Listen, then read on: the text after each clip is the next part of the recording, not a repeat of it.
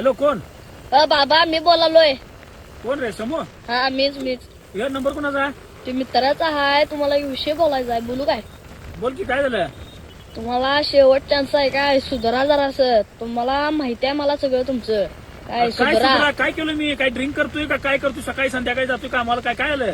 काय म्हणे तुमचा विषय कळालाय मला. काय कळलाय?